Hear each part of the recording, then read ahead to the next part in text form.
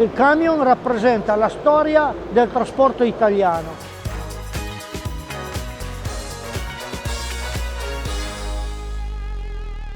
Questo qua si chiama guida avanzata perché il motore è sotto al posto di guida e che veniva chiamato appunto il televisore per via della sua forma del vetro. Oltre a questa forma del vetro che è molto particolare, l'altra caratteristica è che la cabina di questo mezzo è portante. Cosa vuol dire? Che non ha la struttura, non ha il telaio.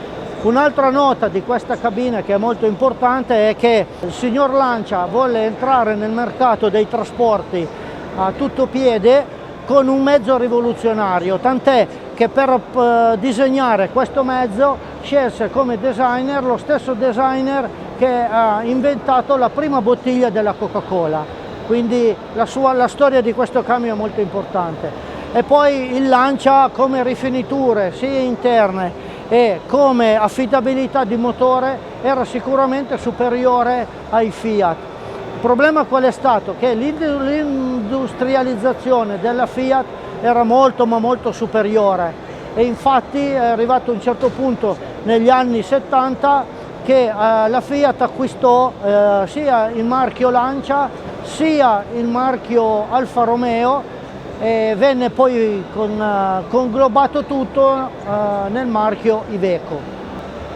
Prima ancora altri pezzi importanti Lancia sono i 3RO e i 6RO, addirittura quelli lì erano pezzi che sono stati mandati in Africa dal tempo della guerra nelle varie campagne di Libia e addirittura erano talmente affidabili che il generale Rommel tedesco come mezzo suo, ufficio suo, non volle un mezzo tedesco, ma volle appunto un Lancia 6RO.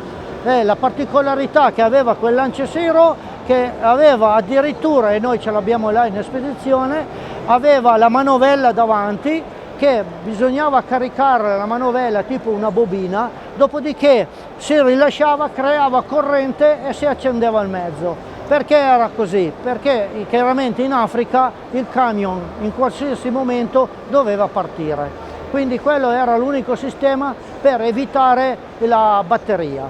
Altri mezzi importanti che abbiamo sempre lì alla collezione è sicuramente un Alfa 1000, che la sua particolarità è che di quel mezzo lì che abbiamo lì è che è l'ultimo mezzo prodotto dall'Alfa Romeo. Addirittura non ultimo mezzo come modello, proprio ultimo mezzo di codice, l'ultimo numero. Dopo di quel camion lì l'Alfa Romeo non ne ha più prodotti. Altri mezzi interessanti appunto sono gli Isotta Fraschini, di cui dedicheremo un weekend il 9 e il 10 marzo. La particolarità degli Isotta Fraschini qual è? Che loro hanno iniziato, la Isotta Fraschini già produceva mezzi, motori, ma faceva dei motori statici. Quando volle entrare nel mondo dei trasporti produsse un motore su licenza della MAN, sui brevetti della MAN, e la carrozzeria era della Caproni, quindi era un mix tra pezzi di motore tedesco, motore italiano, carrozzeria Caproni. Disegnatore, progettista della carrozzeria fu addirittura Zagato, quindi era un bel mix. Sono di proprietà della famiglia Marazzato e veramente sono dei pezzi unici, esemplari unici. Mi raccontava il signor Lucillo Marazzato, padre del fondatore, che con l'Isotta Fraschini per andare a Roma ci si metteva una settimana. Voi dovete pensare che negli anni 40 e 50 le autostrade non c'erano ancora, infatti la prima autostrada è stata fatta nel 61. Quindi da Vercelli per venire a Roma dovevano fare tutta la strada Emilia fino a Parma, fare la Cisa, il passo della Cisa e poi scendere a Sarzana e fare tutto all'Aurelia, il che vuol dire che era un impegno notevole. Guidavano molte ore chiaramente e dovevano anche saper fare anche il meccanico, perché erano mezzi affidabili, però la meccanica aveva sempre qualche problema. Per esempio sull'Isotta Fraschini il signor Marazzato mi raccontava che c'era un problema, non è come i camion di adesso che hanno vari contagiri e vari sensori che danno tutte le percezioni del camion. Mi diceva che addirittura sulla Cisa il cambio marcia veniva fatto ad orecchio, cioè bisognava sentire i giri del motore scendere e poi cambiare il momento giusto per la risalita. Cosa succedeva? Che l'Isotta Fraschini aveva un problema tra la seconda e la terza marcia, quindi dopo un po' di volte, se l'autista non era bravo a sentire con l'orecchio il numero di giri, gli ingranaggi dalla seconda alla terza si sgranavano e quindi l'Isotta Fraschini dava il kit di riparazione. Cosa voleva dire? Che l'autista doveva andare sotto, tirare via il cambio, cambiare i due ingranaggi e rimontarli. Pensate, se lo faceva sulla Cisa era pazzesco. Chiaramente non avevano quei camion lì né condizionatore e tantomeno riscaldamento. Il condizionatore era dato dai vetri che sono a compasso, cioè si aprono come gli occhi, a compasso in su. Entrava l'aria, aria per modo di dire, perché entrava polvere e di tutto di più.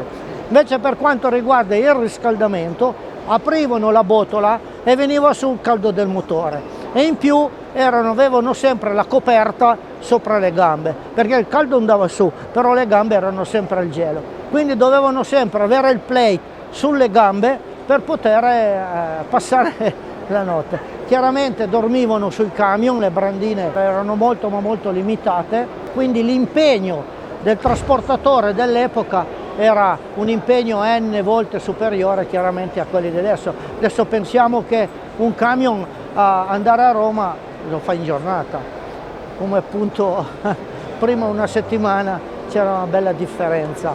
Comunque se avete occasione di venire giù da noi, abbiamo tanti aneddoti legati ai mezzi ai nostri mezzi, che il bello dei camion non è solo vedere l'estetica, che è bello di carrozzeria, è bello di rifinitura, è funzionale, e sono le storie.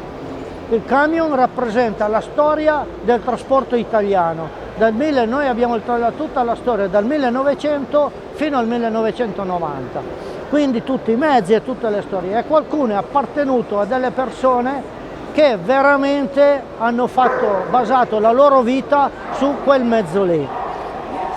Poi abbiamo anche dei mezzi militari, abbiamo anche dei mezzi dei vigili del fuoco.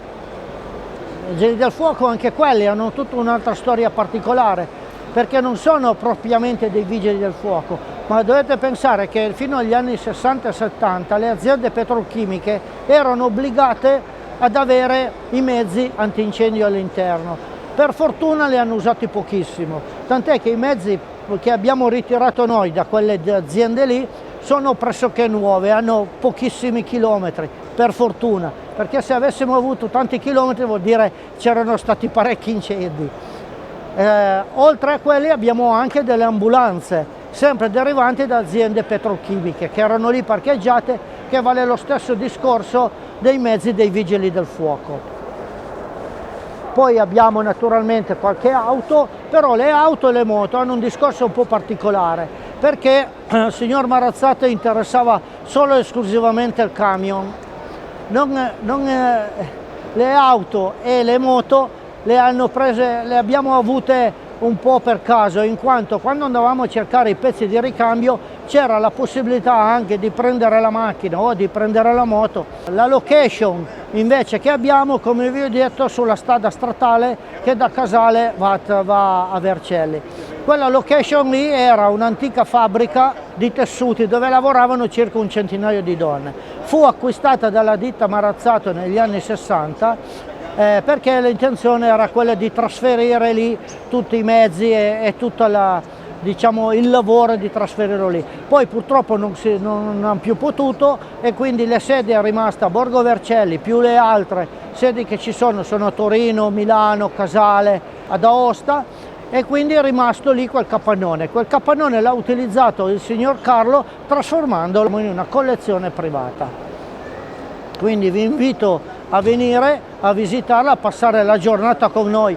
Troverete, come vi ho detto, mezzi di tutte le epoche, potete fare il viaggio virtuale, potete mangiare e potete anche divertirvi, se volete, a guidare camion o farvi scarrozzare per tutto l'intero cortile con i nostri mezzi. Ora, i più bravi autisti li facciamo proprio guidare il mezzo, mentre quelli invece, gli spettatori, diciamo così, possono salire sul mezzo con un nostro guida, un nostro autista, e fare il giro tutto attorno allo stabilimento, che è una bella realtà, anche divertente, perché si dice che si vedono i sacrifici che all'epoca facevano i vari autisti.